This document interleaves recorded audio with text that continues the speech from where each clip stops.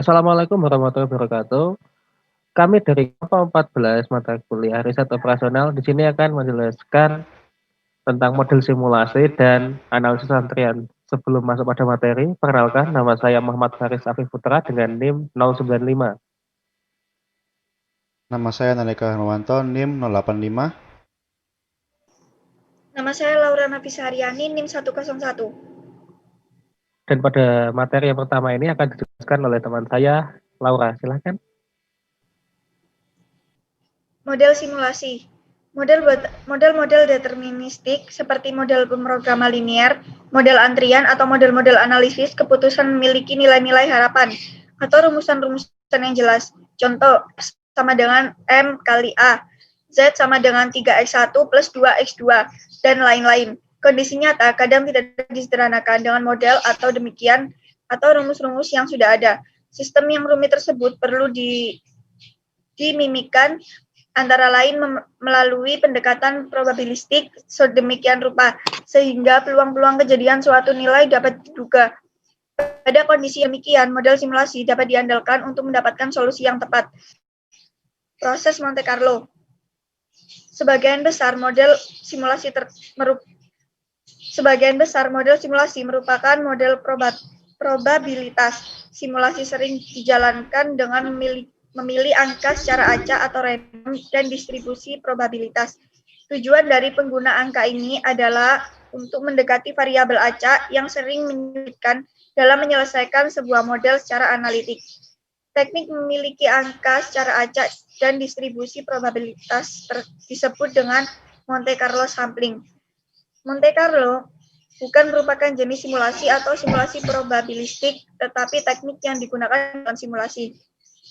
Contoh dikutip dari Mulyono 2004. Penjualan BBM per hari dari sebuah SPBU merupakan variabel random diskret dengan distribusi probabilitas seperti pada tabel 1.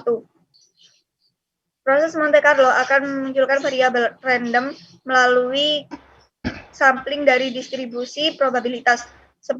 Proses ini dilakukan dengan memutar roda roulette yang disekat menjadi 5 bagian seperti pada gambar 1. Pemutaran merupakan rekonstruksi penjualan. Dalam dunia nyata, real-time, proses penjualan tersebut dapat terjadi selama bertahun-tahun, ditiru dengan putaran-putaran roda roulette yang hanya memakan waktu singkat atau simulated time. Jika pemutaran jujur, frekuensi relatif dari nilai yang akan mendekati distribusi probabilitas. Untuk alasan praktis, pemunculan angka random dapat dilakukan dengan mengambil satu angka secara acak dari tabel angka random seperti disajikan pada tabel 2. Berikut adalah daftar angka random pada tabel 2. Proses Monte Carlo dilakukan menggunakan komputer untuk lebih memahami. Proses tersebut secara manual digambarkan sebagai berikut. Setelah dihitung, probabilitas kumulatif dan intervalnya serta interval angka random seperti disajikan pada tabel 3. Pilih sebarang angka random dari daftar angka random pada daftar tabel 2. Misalkan pilih angka 39. Angka ini terletak pada interval 20 sampai 59 yang selaras dengan per hari 15. Tabel 3 muncul variabel random dari daftar angka random. Selanjutnya, ulangi pemilihan angka random, arahnya bisa kemanapun dari pemilihan pertama asal tidak diulang. Simulasi penjualan 15 hari ditunjukkan pada tabel 4. Rata-rata penjualan hasil simulasi adalah 241 per 15 sama dengan 16,07. Nilai harapan penjualan yang dihitung secara analitik dari distribusi probabilitas adalah sebagai berikut. Perbedaan hasil simulasi angka random dengan perhitungan analitik merupakan kesalahan sampel. Jika periode simulasi ditambah yang artinya memperbanyak sampel, hasil simulasi akan semakin tepat, atau dikatakan hasil simulasi mendekati kondisi steady state. Membandingkan hasil simulasi dengan hasil perhitungan analitik disebut dengan kegiatan validasi model. Namun, umumnya simulasi dilakukan jika solusi secara analitik tidak mungkin sehingga tidak ada patokan untuk validasi. Validasi dapat juga dilakukan dengan menggunakan data-data yang tidak digunakan dalam pembuatan model.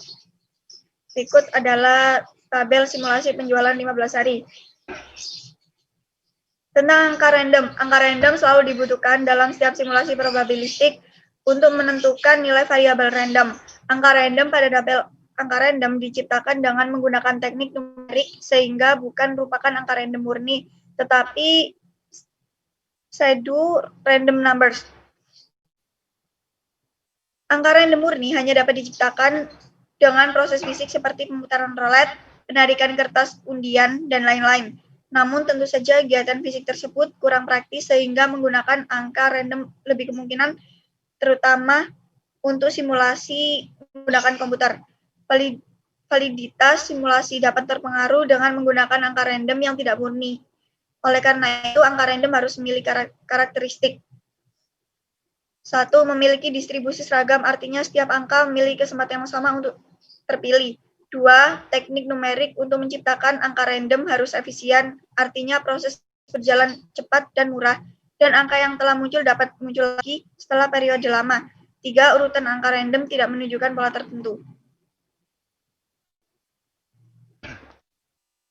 Baik, selanjutnya adalah beberapa contoh penerapan penerapan simulasi, yaitu simulasi sistem tak terstruktur. Yang dimaksud dengan sistem tak terstruktur ini adalah sistem yang tidak dapat disederhanakan dalam model matematik atau dapat dibuatkan model matematikanya, tetapi tidak tersedia teknik untuk mendapatkan solusinya atau rumusnya.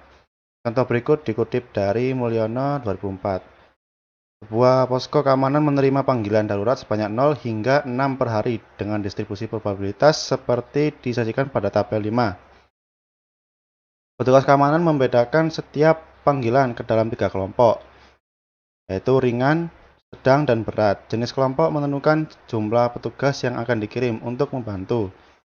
Jika tergolong ringan, akan dikirim 2 petugas, sedang memerlukan 3 petugas, dan berat membutuhkan 5 petugas.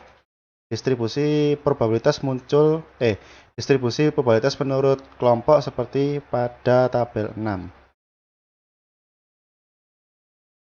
Selanjutnya interval angka random untuk jumlah panggilan darurat dan jenis panggilan masing-masing ditunjukkan pada tabel 7 dan tabel 8. Untuk simulasi selama 10 hari, baik untuk jumlah maupun jenis panggilan darurat, disajikan pada tabel 9. Hasil simulasi menunjukkan rata-rata jumlah panggilan darurat ringan sehari sama dengan 10 per 10, yaitu 1. Rata-rata jumlah panggilan darurat sedang per hari yaitu 1,2. Untuk rata-rata jumlah panggilan berat per hari yaitu 0,5. Rata-rata jumlah petugas yang dibutuhkan per hari 8 orang dan jumlah petugas maksimum yang diperlukan disiapkan 14 orang. Untuk materi berikutnya yaitu analisis antrian. Teori antrian secara luas digunakan dalam industri untuk meningkatkan pelayanan pelanggan.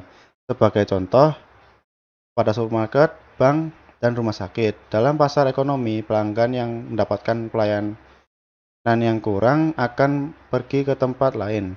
Secara umum, kedatangan pelanggan dan waktu pelayanan tidak diketahui sebelumnya, sehingga jika hal ini dapat diketahui, pengoperasian sarana tersebut dapat dijadwalkan sedemikian rupa dengan menggunakan konsep teori antrian sehingga akan mengurangi keharusan untuk menunggu. Pengertian analisis antrian sendiri yaitu seperti analisa Markov. Analisa antrian merupakan bentuk analisa probabilitas, bukan teknik penentuan. Oleh karena itu, hasil analisa antrian disebut sebagai karakteristik operasi bersifat probabilitas. Untuk sistem pelayanan tunggal dengan sebuah antrian tunggal merupakan bentuk paling sederhana dari sistem antrian. Oleh karena itu, sistem ini akan digunakan untuk memperagakan dasar-dasar sistem antrian. Contohnya, fast shop drive-in market. Faktor-faktor yang mempengaruhi analisis antrian, yaitu pertama disiplin antrian, yang kedua populasi pelanggan, yang ketiga tingkat kedatangan, yang keempat tingkat pelayanan,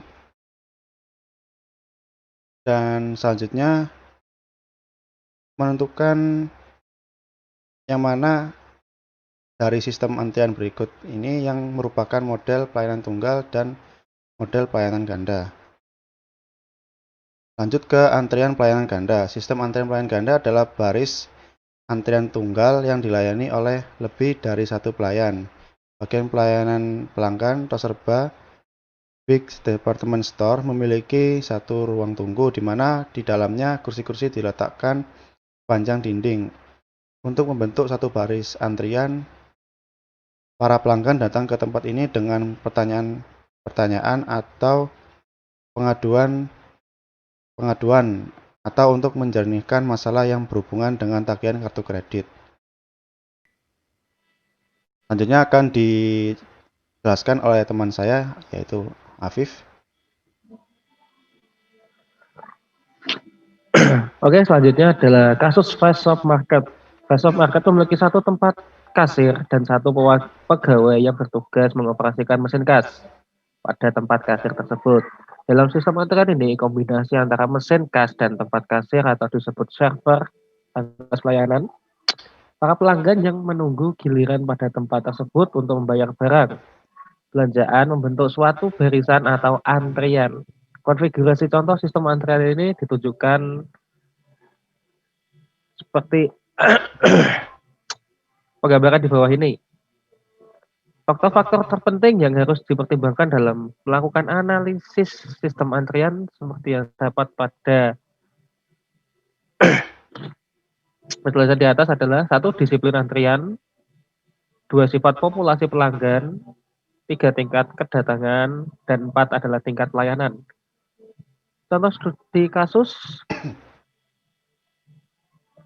selama masa registrasi mata kuliah di FTI UKSW setiap semesternya, para mahasiswa harus memperoleh persetujuan dari wali studi untuk mata kuliah yang diambil.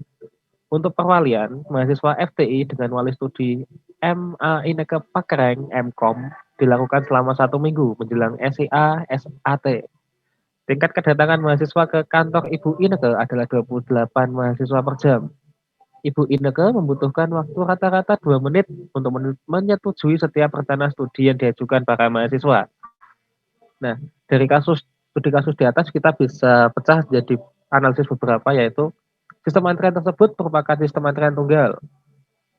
Kemudian menghitung karakteristik operasional yang mana seperti di bawah itu ada rumusnya, dan selanjutnya adalah tata cara perhitungannya dari hasil perombakan atau hasil analisis dari studi kasus yang dibaca tersebut, dan bisa dapatkan hasil karena kesibukan Ibu Ineke dibantu oleh Ibu Yuni SE untuk melayani mahasiswa perwalian. Dengan demikian sistem tersebut merupakan sistem pelayanan ganda.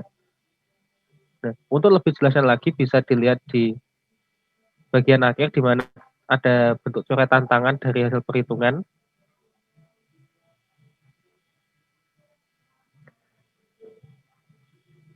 Dan kesimpulannya adalah dengan menggunakan sistem antrian tunggal, kita bisa mengetahui beberapa cara untuk mencari probabilitas tidak adanya pelanggan dalam sistem antrian.